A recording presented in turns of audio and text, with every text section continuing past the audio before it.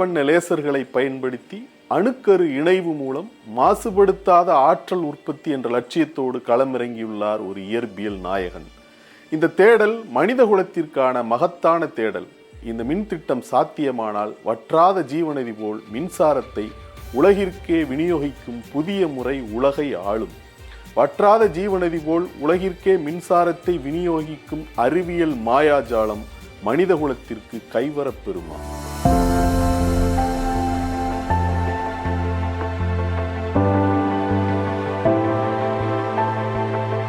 Smart போன்கள் முதல் பெரிய தொலைக்காட்சிகள் வரையிலான நவீன எல்இடி டிஜிட்டல் திரைகள் சிவப்பு, பச்சை மற்றும் நீல நிற பிக்சல்களை பயன்படுத்தி லட்சக்கணக்கான வண்ணங்களை உருவாக்குகின்றன.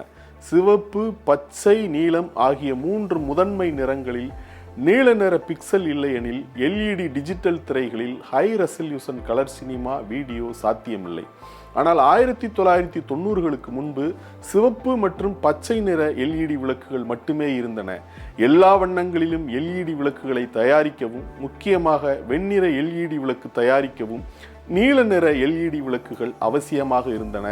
ஆனால் அது 30 ஆண்டுகளாக எத்தனையோ ஆராய்ச்சியாளர்கள் முயன்றும் சாத்தியமாகவில்லை. அதை சாத்தியமாக்கிய 3 பேர் இசாமு அகாசாகி, ஹிரோஷிமா அமனோ மற்றும் சுஜி நகமுரா. எல்இடி விளக்குகள் பழைய குண்டு பல்புகளோடு ஒப்பிடும் பொழுது 90% மின்சாரத்தை சேமிக்கின்றன. டியூப் லைட்டுகளோடு ஒப்பிடும் பொழுது 50 முதல் 60% மின்சாரத்தை சேமிக்கின்றன. நீல எல்இடி கண்டுபிடிக்காமல் போயிருந்தால் வெளிச்சம் தரும் வெண்ணிற எல்இடி விளக்குகள் சாத்தியமில்லை. எனவே இந்த கண்டுபிடிப்பு மனித குலத்திற்கு மிகவும் முக்கியத்துவம் வாய்ந்தது என்பதால் நீல ஒளி உமிழும் டயோடுகள், அதாவது நீல எல்இடிகள் கண்டுபிடிப்பிற்காக இசாமு அகாசாகி, ஹிரோஷிமா அமனோ மற்றும் சுஜி நகமுரா ஆகியோருக்கு 2014ஆம் ஆண்டுக்கான இயற்பியல் நோபல் பரிசு வழங்கப்பட்டது. இந்த மூவரில் சுஜி நகமுரா நீல எல்இடியின் உருவாக்கத்தை தொடர்ந்து 1996இல் நீல லேசர்களை உருவாக்கி பெரும் சாதனை படைத்தார். தற்போது நியூக்ளியர் ஃபியூசன் லேசர் எனப்படும் அடுத்த புரட்சிகரமான கண்டுபிடிப்பில் ஈடுபட்டுள்ளார்.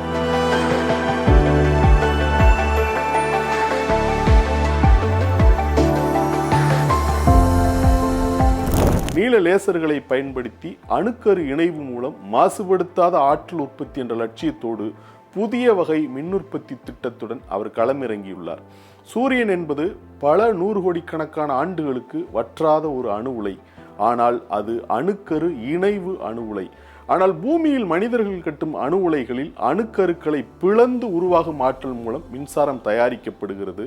இந்த அணுக்கரு பிளவு உலை பல வழிகளிலும் மனித குலத்திற்கே உலை வைக்கக்கூடியது. இதற்கு மாற்றாக அணுக்கரு இணைவு மூலம் ஆற்றலை உருவாக்குவது மாசுபடுத்தாத ஆற்றலை உருவாக்கும் பாதுகாப்பான வழிமுறையாகும். சூரியனை பொறுத்தவரை ஹைட்ரஜன் அணுக்களை இணைத்து ஹீலியமாக மாற்றுவதன் மூலம் இந்த ஆற்றல் கிடைக்கிறது. இந்த ஆற்றல் மூலத்தை அணுக்கரு இணைவு வினை என்று சொல்கிறோம். இப்படிப்பட்ட அணுக்கரு இணைவு வினை மூலம் ஆற்றலை உற்பத்தி செய்யும் முயற்சியைத்தான் செயற்கை சூரியன் என்று குறிப்பிடுகிறோம். 70 ஆண்டுகளுக்கு மேலாக உலகளாவிய அணுக்கரு இணைவு ஆராய்ச்சியில் முதன்மையாக மேக்னெட்டிக் கன்ஃபைன்மெண்ட் ஃபியூசன் என்ற அணுகுமுறை இருந்து வருகிறது. சக்தி வாய்ந்த காந்தப்புலங்களை பயன்படுத்தி 10 கோடி முதல் 15 கோடி டிகிரி செல்சியஸ் வெப்பத்தில், அதாவது சூரியனின் நடுப்பகுதி வெப்பநிலையை விட 10 மடங்கு அதிக வெப்பத்தில் ஹைட்ரஜன் அணுக்களை புரோட்டான், எலக்ட்ரான், நியூட்ரான்களின் சூப் போன்ற பிளாஸ்மா நிலைக்கு கம்ப்ரஸ் செய்வதே மேக்னெட்டிக் கன்ஃபைன்மெண்ட் ஃபியூசன் எனப்படுகிறது.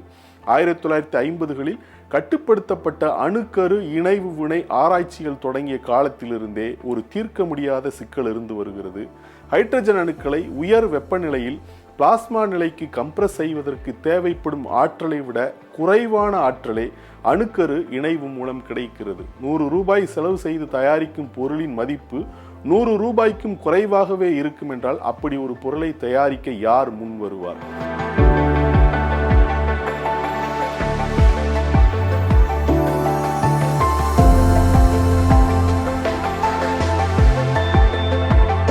ஆனால் டிசம்பர் 2022இல் அமெரிக்க எரிசக்தி துறையின் கீழ் இயங்கும் நேஷனல் இக்னிஷன் ஃபெசிலிட்டியில் ஒரு திருப்புமுனை எட்டப்பட்டது. லேசர் மூலம் தூண்டப்பட்ட அணுக்கரு இணைவு வினை அதை தூண்டுவதற்கு தேவைப்படும் ஆற்றலை விட அதிக ஆற்றலை உருவாக்கியது. இதன் மூலம் வரலாற்றிலேயே முதல் முறையாக அணுக்கரு இணைவு ஆதாயம், ஃபியூசன் கெயின் என்ற மாபெரும் அறிவியல் திருப்புமுனை எட்டப்பட்டது. அதாவது 100 ரூபாய் செலவிட்டு தயாரிக்கும் பொருளின் மதிப்பு 100 ரூபாய்க்கும் அதிகமாக இருந்தது. காந்தங்களை பயன்படுத்துவதற்கு பதிலாக லேசர்களை, அதாவது செறிவான ஒளிக்கற்றைகளின் குவிக்கப்பட்ட ஆற்றலை பயன்படுத்தி அணுக்கருக்களை ஒன்றாக இணையச் செய்வதே லேசர் தூண்டல் வினை எனப்படுகிறது. 2022ஆம் ஆண்டில் எட்டப்பட்ட திருப்புமுனை இனர்சியல் கன்ஃபைன்மெண்ட் ஃபியூசன், நிலைம தடுப்பு அணுக்கரு இணைவு வினை என்று குறிப்பிடப்படுகிறது.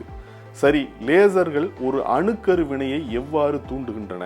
ஒரு லேசர் கற்றையை செறிவு மிக்கதாக மாற்றும் போது அதற்கேற்ப பெரும் ஆற்றல் திணிந்திருக்கும். அந்த வகையில் ஒற்றை லேசர் துடிப்பு, லேசர் பல்ஸ் பிரிக்கப்பட்டு 192 தனித்தனி லேசர் கற்றைகளாக பெருக்கப்படுகிறது. இந்த கற்றைகள் ஒரே நேரத்தில் பாயும் போது அவை ஒரு நொடிக்கும் குறைவான நேரத்தில் வழங்கும் ஆற்றல் இந்தியாவின் ஒட்டுமொத்த மின்சார கட்டமைப்பு எந்த ஒரு குறிப்பிட்ட நேரத்திலும் உற்பத்தி செய்யும் ஆற்றலைப் போல 2 மடங்காகும். அணுக்கரு இணைவு வினையில் லேசர்கள் ஹைட்ரஜன் அணுக்கருக்களை இணைக்க வேண்டும். ஆனால் ஹைட்ரஜன் அணுக்களை லேசர்கள் நேரடியாக தூண்டுவதில்லை. மாறாக அவை ஒரு தீவிரமான பல படிநிலைகளை கொண்ட தொடர் வினையை தூண்டுகின்றன. லேசர் கற்றைகள் ஒரு சிறிய தங்க உருளைக்குள் குவிக்கப்படுகின்றன. லேசர் ஒளி உட்புறம் தங்க சுவர்களில் படும் பொழுது அது உடனடியாக அதிதீவிரமான எக்ஸ் கதிர் வெடிப்பாக மாறுகிறது. இதை எக்ஸ் கதிர் உலை என்று குறிப்பிடுகின்றனர். இந்த எக்ஸ் கதிர்கள் டியூட்டீரியம் மற்றும் ட்ரிட்டியம் ஆகிய கன ஹைட்ரஜன் அணுக்களை கொண்ட ஒரு மிளகுத்தூள் அளவுள்ள ஒரு வைரக்கூட்டை சூழ்ந்துவிடும். அப்போது வெளிப்படும் அதீத ஆற்றல் வைரக்கூட்டின் வெளி ஓட்டை ஆவியாக்குகிறது.